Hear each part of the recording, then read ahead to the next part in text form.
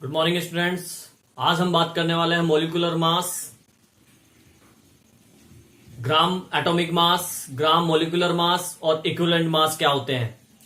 तो सबसे पहले हम बात करेंगे मॉलिक्यूलर मास की। तो मॉलिक्यूलर मास की जो डेफिनेशन है तो उसकी अगर बात करें तो पहले तो देखिए मॉलिक्यूलर मास निकालने के लिए या एटॉमिक मास निकालने के लिए हाइड्रोजन एटम और ऑक्सीजन एटम इनसे कंपेयर किया गया। उसके बाद फाइनली डिसाइड किया कि इसको कार्बन एटम से, कार्बन का जो आइसोटोप है कार्बन 12, उससे इसको डिफाइन किया गया। तो अकॉर्डिंग टू डेफिनेशन जो मॉलिक्यूलर मास है वो क्या होगा, the average relative mass of a molecular as compared to the mass of an atom of carbon taken as 12।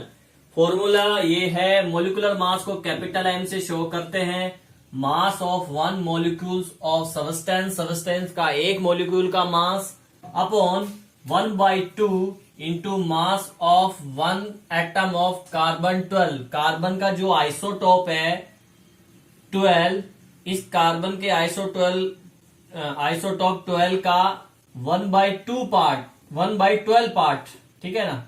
इस आइसोटोप का भी 1/12 पार्ट से हम इसको डिवाइड करेंगे तो उसका मॉलिक्यूलर मास आएगा।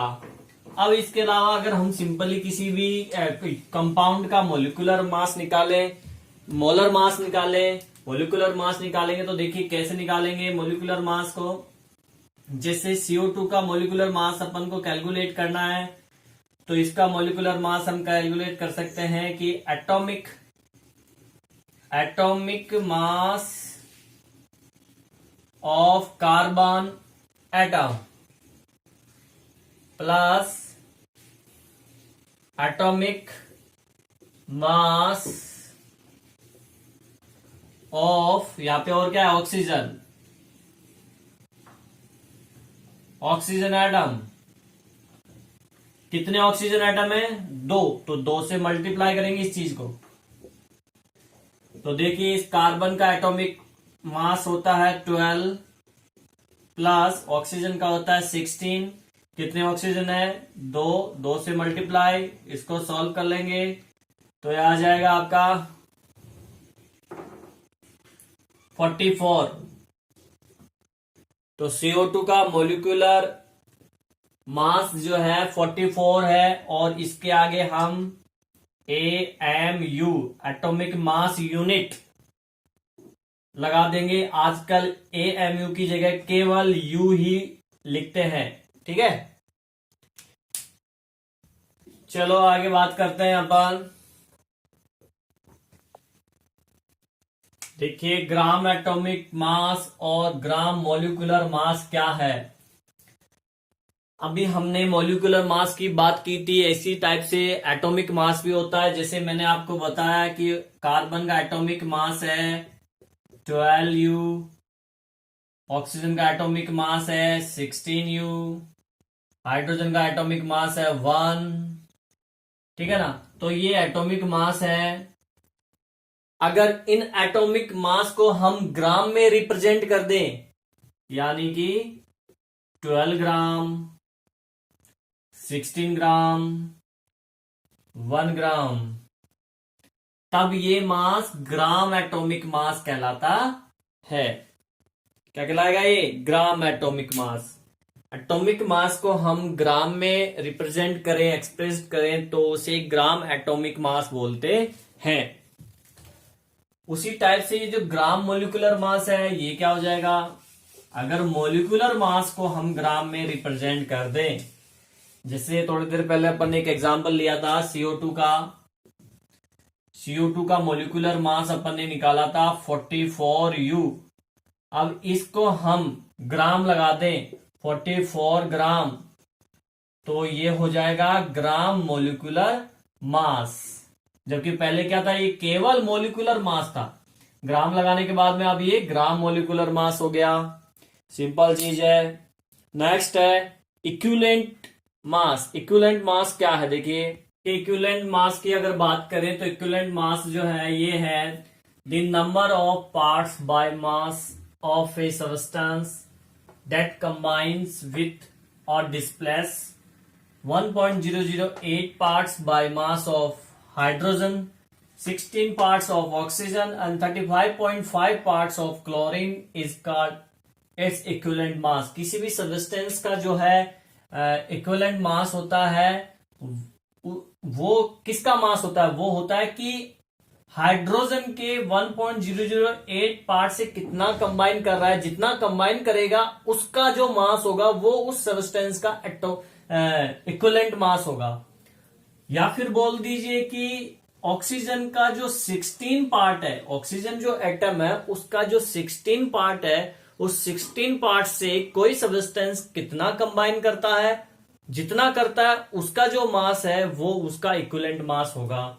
सेम यही चीज है 35.5 parts of chlorine, chlorine atom के 35.5 पार्ट से कितना कॉम्बिनेशन करता है, कितना कंबाइन करता है, जितना करता है उसका जो मास होगा वो इक्विवेलेंट मास होगा। अब देखिए इक्विवेलेंट मास जो है कैसे फाइंड करें, अपन फॉर्मूले यूज करके इक्विवेलेंट मास कैसे फाइंड करेंगे। तो मैं एक एक चीज विथ एग्जांपल आपको बता दूंगा कि इक्विवेलेंट मास निकालने के लिए कौन से फॉर्मूले हम यूज कर सकते हैं किसी भी कंपाउंड का इक्विवेलेंट मास निकालना हो। तो सबसे पहले अपन इक्विवेलेंट मास बात करते हैं एलिमेंट का। इक्विवेलेंट मास ऑफ एलिमेंट, जिसे मान लीजिए इसके लिए हम जो फॉर्मूला यूज करेंगे वो यूज करेंगे कि atomic mass upon valency. Suppose किया अपन को सोडियम एलिमेंट का एटॉमिक इक्विवेलेंट मास निकालना है, तो सोडियम एटम का मास कितना होता है 23.5 एटॉमिक मास अपॉन इसकी वैलेंसी। तो आपने देखा होगा Na+1 लिखा हुआ रहता है, प्लस लिखा रहता है, तो इसकी वैलेंसी कितनी है 1 है, डिवाइडेड बाय 1, तो इसका इक्विवेलेंट मास आ गया 23.5। ठीक है। इसी टाइप से अगर हमें ऑक्सीजन जो एलिमेंट है इसका इक्विवेलेंट मास निकालना है, तो इसका एटॉमिक मास कितना होता है 16 अपॉन इसकी वैलेंसी कितनी होती है 2 होती है, प्लस माइनस में होती है, उससे कोई दिक्कत नहीं है, हमें प्लस माइनस नहीं लेना, केवल वैलेंसी लेनी है। तो 2 वैलेंसी डिवाइड किया तो कितना आया 8, तो ऑक्सीजन का इक्विवेलेंट मास कितना हो गया 8 हो गया। ठीक है। इसी टाइप से हमें अगर इक्विवेलेंट मास किसी एसिड की निकालनी है, कोई एसिड है, उस एसिड का इक्विवेलेंट मास पता करना है, तो देखिए एसिड के लिए जो हम फॉर्मूला यूज करेंगे इक्विवेलेंट मास ऑफ एसिड, तो इसके लिए जो इक्विवेलेंट मास हम फॉर्मूला यूज करेंगे वो यूज करेंगे मॉलिक्यूलर मास अपॉन बेसिसिटी। क्या यूज करेंगे molecular mass upon basicity equal to molecular mass upon basicity. Basicity का मतलब है कि उसमें कितने H+ आयन है।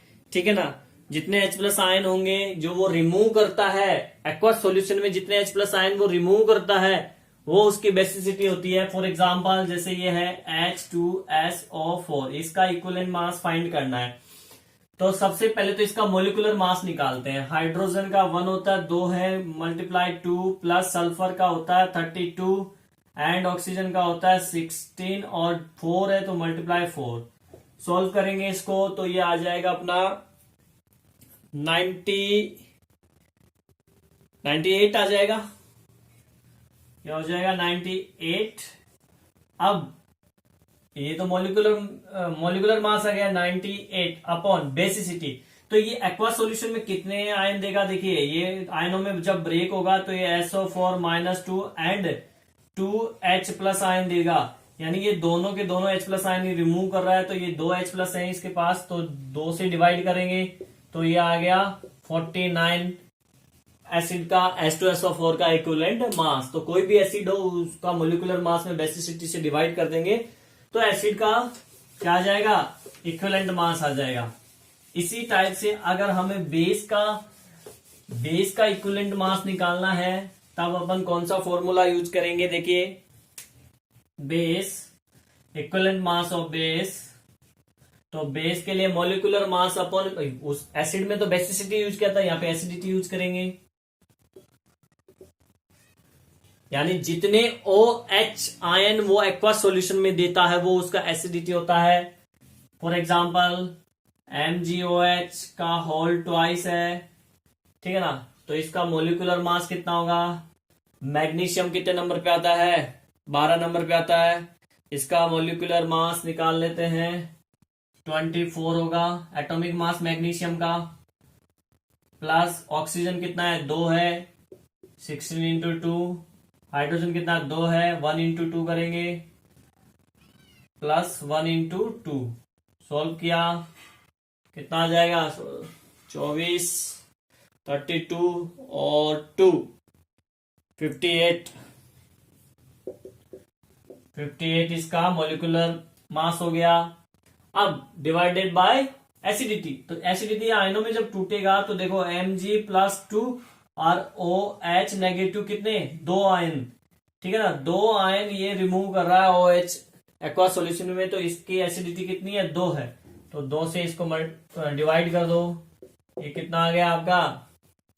29 आ गया। तो इक्विवेलेंट मास इस बेस का कितना हो गया? MgOH का होल ट्वाइस का इक्विवेलेंट मास 29 हो गया। तो आप बेस के मोलिकुलर मास में एसिडिटी का डिवाइड कर देंगे तो बेस का इक्विवेलेंट मास आ जाएगा।